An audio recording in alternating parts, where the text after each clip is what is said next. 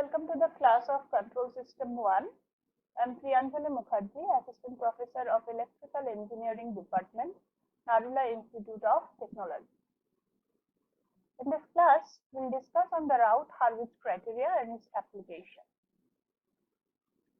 In this lecture, we will consider the Routh-Hurwitz criteria, its necessity, the necessary conditions for Routh stability criteria, the methods, examples, and the special cases in the Routh stability criteria, and finally the determination of frequency of oscillation of a marginally stable system.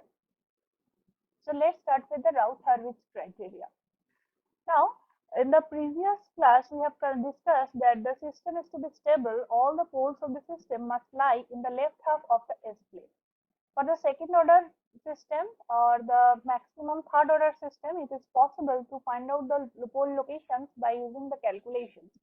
But for the higher order system, finding out the pole locations is a very laborious process.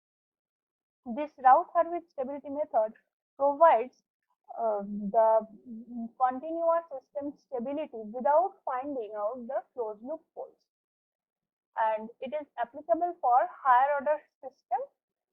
And we can say that the closed loop system poles are located in the left half or right half or on the j omega axis using this method. And it states that the number of roots of the characteristic equation with positive real parts is equal to the number of changes in the sign of the first column of the Routh array. So these are the necessary conditions of Routh stability criteria. That is, a system is stable. It is necessary and sufficient that all elements of the first column of a Routh array are to be positive. As well as to be stable, there should not be any missing part of f in the given equation. As well as the coefficient of the polynomial should be real and have the same sign. Now, this is the method of the Routh stability criteria. Now, it has two steps. First, we need to generate a data table, which is called Routh table or the Routh array, and then interpreting the Routh array for the location of poles in the S-plane.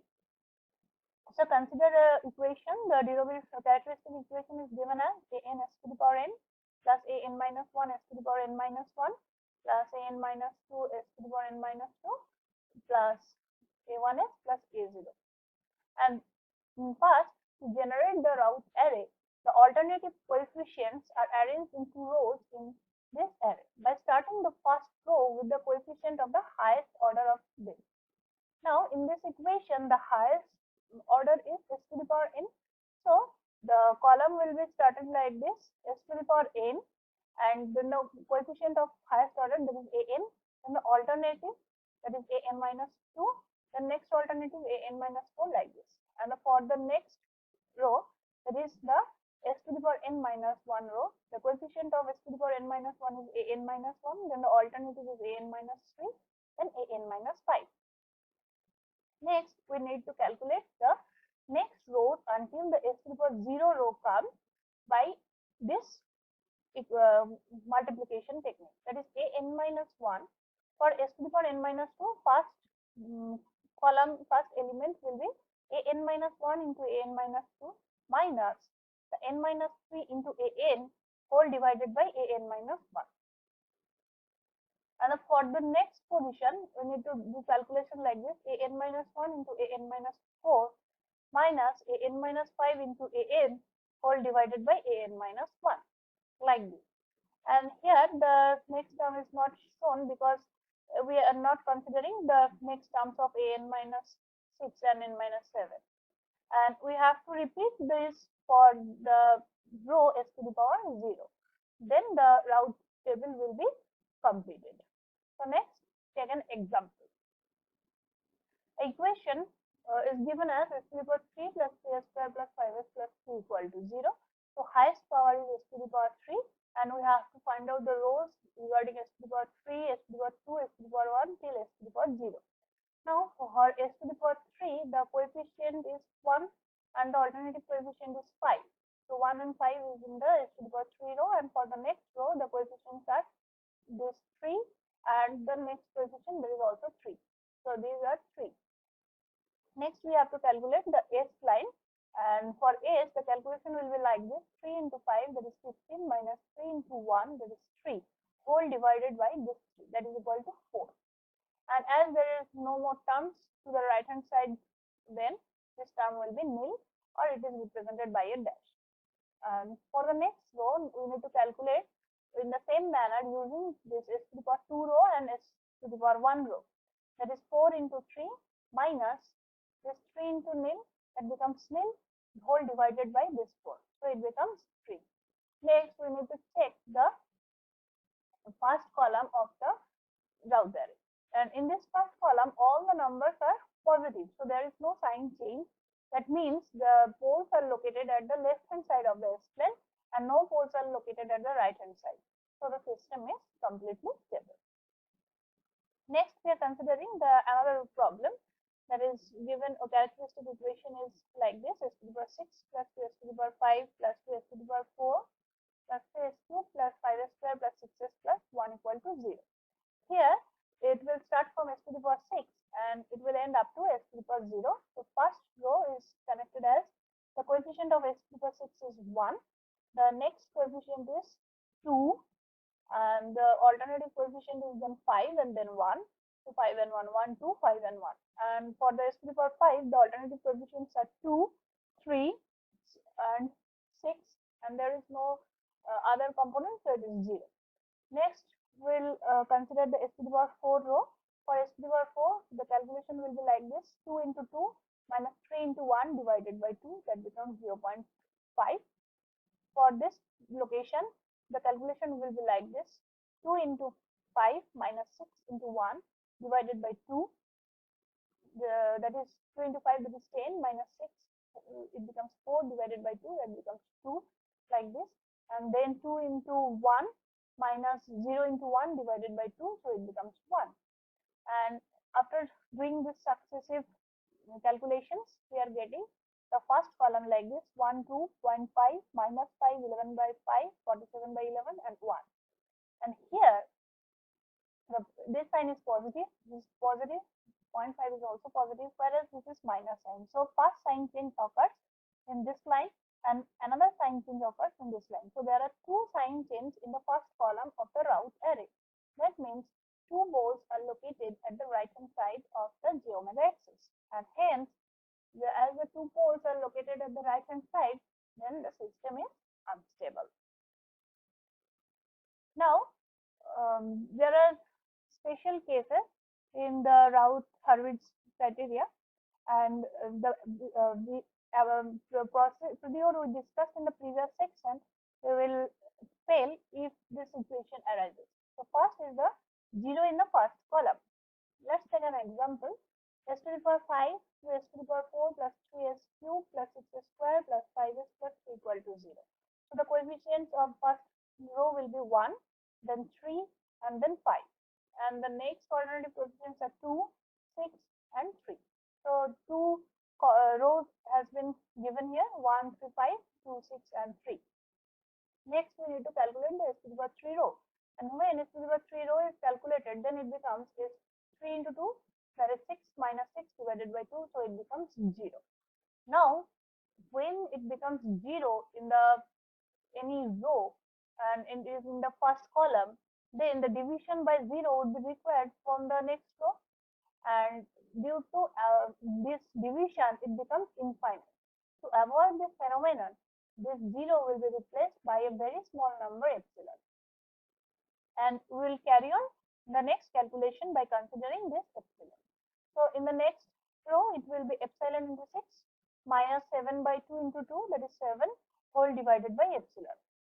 And for the next one, it becomes epsilon into 3 divided by epsilon, that is equal to 3. And like this, we have completed the whole column. And next, we are considering the epsilon here, so we need to, and which is a very small number, it tends to 0. So next, we have to check whether the sign of these s to the power 2 line and s line, the value is positive or negative. Now, if we consider this 6 epsilon minus 7 by epsilon, if we put the limit as epsilon tends to 0, then it becomes a negative number. Whereas the term in the S row, it becomes also a positive number. So there are two changes. One is from this epsilon it is positive to this negative, and then again from this negative to this positive number. So there are total number of two sign changes in the system, and as per the Routh criteria, there are two poles located at the right hand side of the S plane, and hence the system is unstable. And this one is another special case, that is routers may have all zeros in an entire row. So let us take another example. S to the power 3 plus 5s square plus 6s plus 30 is equal to 0. So alternative coefficients are 1 and 6, and another is 5 and 30. So in S row, all the elements become 0.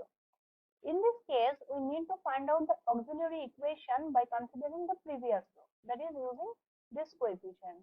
So the highest power is S square, and we have taken the alternative coefficient. So the equation becomes 5 into S square plus 30 is equal to 0.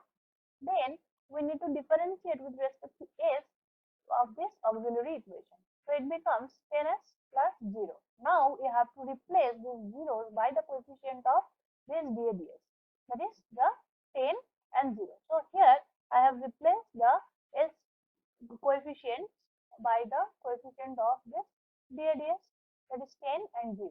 Next we need to calculate the S to the power 0 line, that is 10 into 30 minus 0 divided by 10, so it is 30.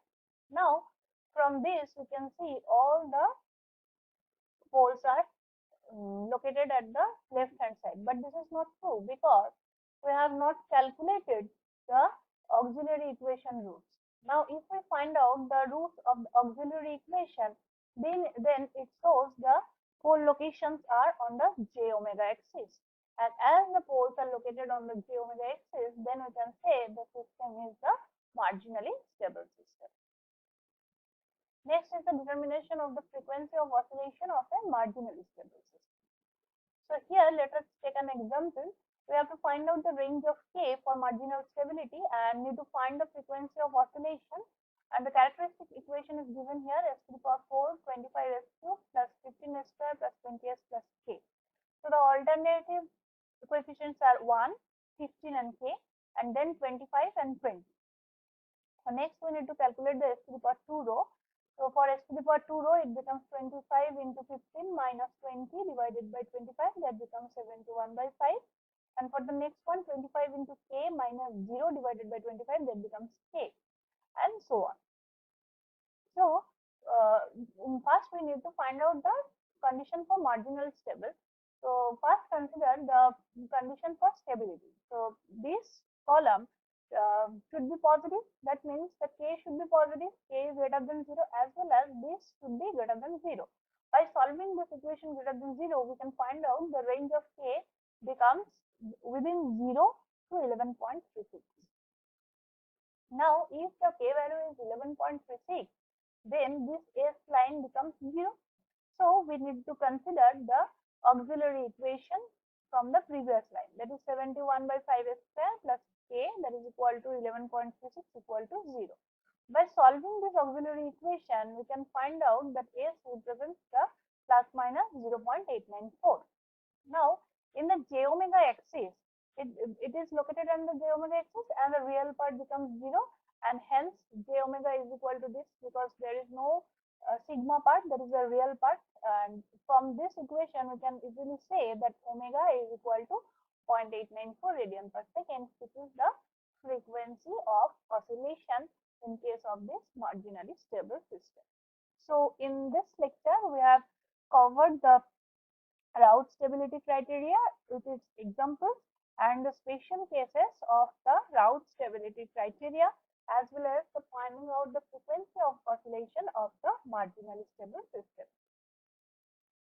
And these are the references. Thank you.